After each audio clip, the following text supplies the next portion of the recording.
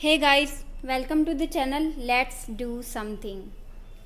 आज मैं आप सबके सामने लेकर के आई हूँ यूपी टेट का पेपर नवंबर 2018 का इंग्लिश का पार्ट हम आज सॉल्व करेंगे। इसमें ये जूनियर पेपर है, तो हम आज का सेशन स्टार्ट करते हैं। अगर आपने अभी तक हमारे और वीडियोस नहीं देखे हैं तो प्लेलिस्ट में जाकर बाकी वीडियोस देख लें। उसमें हमने हर पेपर का सॉल्यूशन किया है, हर पार्ट का सॉल्यूशन किया है, जैसे हिंदी, इंग्लिश, संस्कृत। तो आज का हम सेशन स्टार्ट करते हैं। हमें सबसे पहले पेपर में एक पैराग्राफ दिया हुआ है। यहाँ पर मैं वीडियो पॉज कर देती हूँ, आप ये पैराग्राफ पढ़ लीजिएगा। मैं यहाँ पर ये पैराग्राफ नहीं पढ़ रही हूँ। हम यहाँ पर सिर्फ क्वेश्चंस डिस्कस करेंगे। हमारा पैराग्राफ पर पहला क्वेश्चन है, in the given passage what do you understand by the word होबो। जो पैराग्राफ है इसके अंदर एक वर्ड दिया हुआ है होबो, उसका क्या मतलब है? उसका मतलब है someone who does not have a job और a house and moves from one place to other. Option number third. Scurvy disease होती है एक, इससे आप सब लोग परिचित होंगे ही। ये जब विटामिन सी की कमी हो जाती है बॉडी में, उससे होती है। तो हमें बताना है स्कर्वी का क्या मतलब होता है, जैसा कि मैंने आपको बता दिया है। और इसकी जानकारी ज़्यादातर सभी लोगों को होती ही है। ऑप्शन नंबर बी इसमें सही होगा, disease resulting from a lack of vitamin C. Identify the correct wrong collective noun. हमें इसमें रोंग कलेक्टिव नाउन ढूंढना है। तो हम देखते हैं इसमें कौन सा रोंग कलेक्टिव नाउन है। अगर आप इसमें देखेंगे तो इसमें जो आंसर होगा वो होगा option number C, sheeps. But मुझे इस क्वेश्चन में डाउट है, तो आपको इसमें जो आंसर सही लगे वो आप कमेंट बॉक्स में मेरे साथ शेयर ज़रूर करें। Next question, identify the correct sentence among the following. हमें इसमें करेक्ट सेंटेंस देखना है कि कौन सा होगा। इसमें जो ऑप्शन नंबर बी है, please look at my certificates, ये सही होगा। क्योंकि अगर हम किसी को सर्टिफिकेट देखने के लिए कह रहे हैं तो हम सी नहीं यूज़ करेंगे और लुक के साथ इनटू यूज़ नहीं करेंगे, तो इसीलिए इसमें ऑप्शन नंबर बी सही होगा।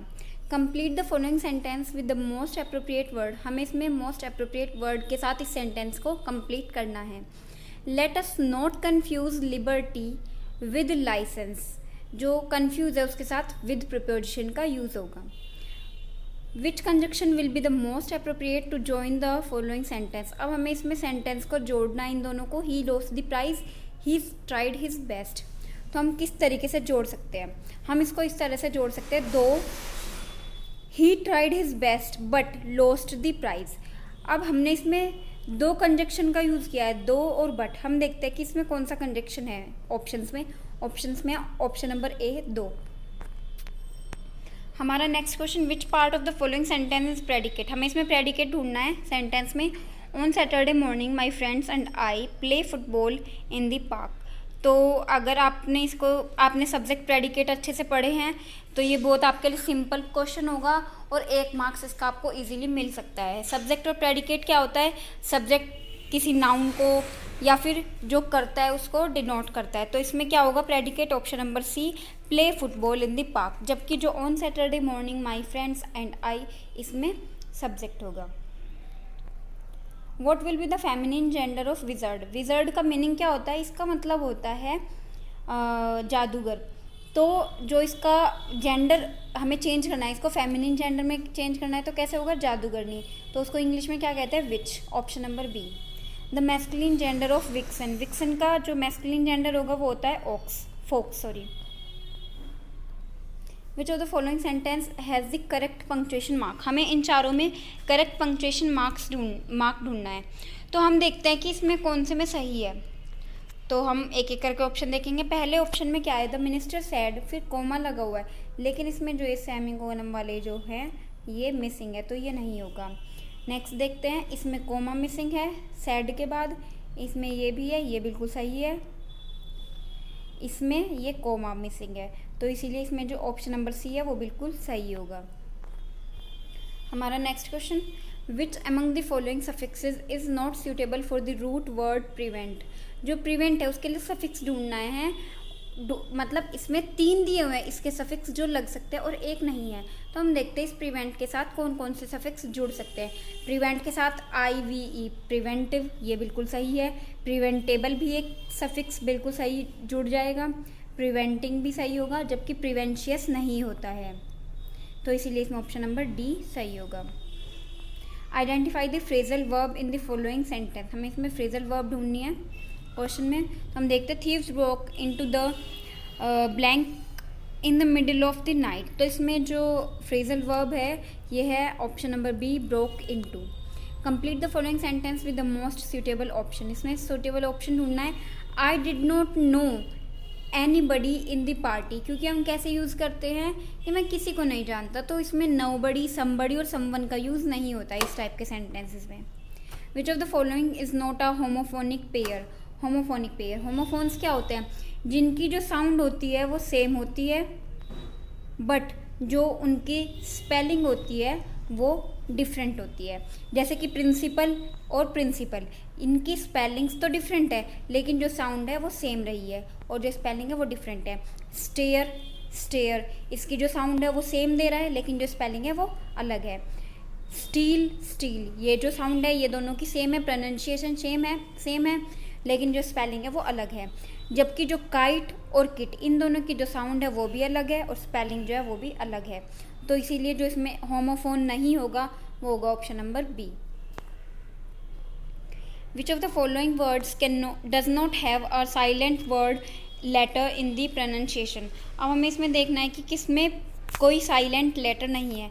ऑनेस्ट में एच साइलेंट होता है, नोक में के, इसमें बी, जबकि ऑरेंज में कुछ भी साइलेंट नहीं होता, इसीलिए हमारा जो ऑप्शन नंबर सी है वो बिल्कुल सही होगा। Which part of the speech in the word who in the following sentence, God help those who help themselves, इसमें जो ऑप्शन नंबर डी है प्रोनाउन वो बिल्कुल सही होगा। Which word of speech is the word so in the following sentence, Shruti wanted to work so she went to her room, इसमें जो है ये कंजक्शन की तरह यूज हुआ है ये जो सो वर्ड है। Which of the following sentence has a modal verb, modal verb हमें इसमें ढूंढना है, तो मोडाल्स कौन से होते हैं, जैसे कि ought to, ये एक मोडाल है, जबकि जो पहले 3 ऑप्शन है इनमें कोई भी मोडाल वर्ब नहीं है, तो इसीलिए इसमें जो ऑप्शन नंबर 4 होगा वो बिल्कुल सही होगा। इसमें ought to जो है वो एक मोडाल वर्ब है।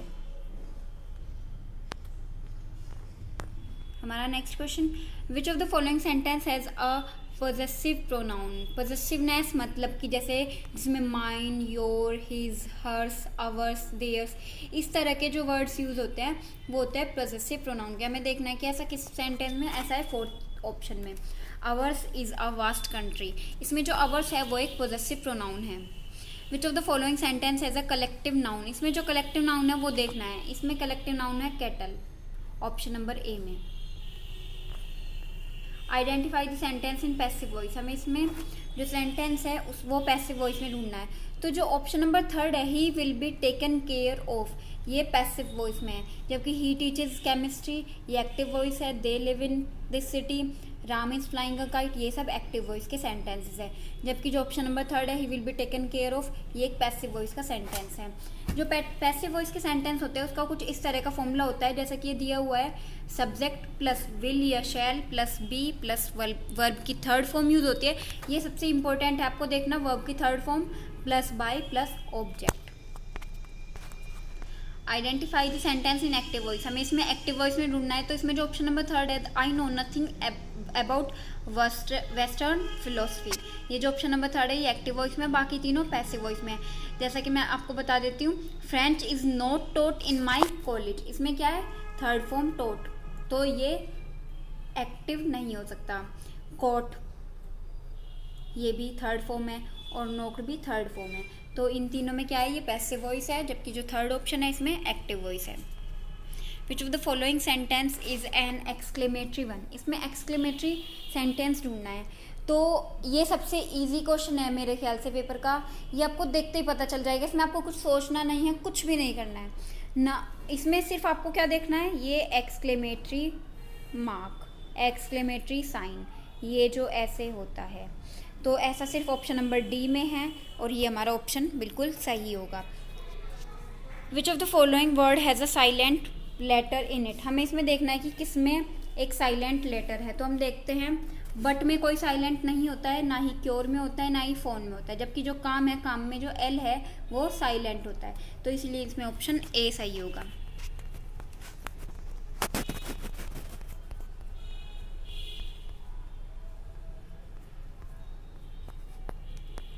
Which of the following sentence as a direct narration.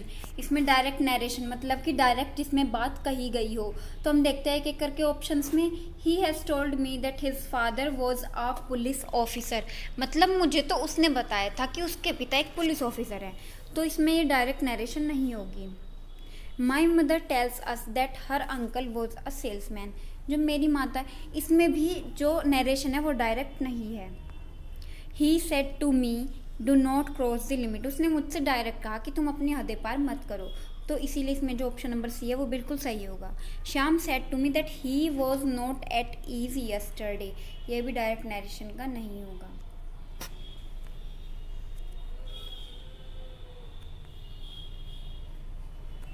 Which of the following sentence as the antonym of narrow. इसमें नैरो का एंटोनिम देखना है। नैरो का मतलब क्या होता है? भीड़ा। और जो ब्रॉड होता है इसका एंटोनिम होता है। तो हम देखते हैं जो ब्रॉड वर्ड है ये किस में यूज़ हुआ है। ऐसा है ऑप्शन नंबर ए में। तो हमारा ऑप्शन ए बिल्कुल सही होगा। According to the NCF 2005 learning is dash and dash in its character. तो इसमें जो ऑप्शन नंबर बी है वो बिल्कुल सही है। Learning is active and social in its character.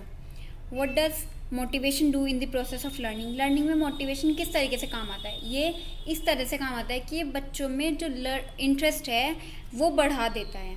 It creates interest for learning among young learners. Option number D. Fill in the blank with appropriate preposition. Ashok is worthy dash remembrance. जो worthy है उसके साथ of use होता है, जैसे I am worthy of him, I am worthy of my country. तो इस तरीके से जो वर्दी है उसके साथ ऑफ प्रीपोजिशन का यूज़ होता है। Option number D. What is the subject of the following sentence. No man can serve two masters. इसमें जो सब्जेक्ट होगा वो होगा no man. Option number D. आज का सेशन हमारा यहीं पर ख़त्म होता है। अगर आपको हमारी वीडियो अच्छी लगी हो तो आप वीडियो को लाइक और हमारे चैनल को शेयर और सब्सक्राइब करना ना भूलें। Thank you.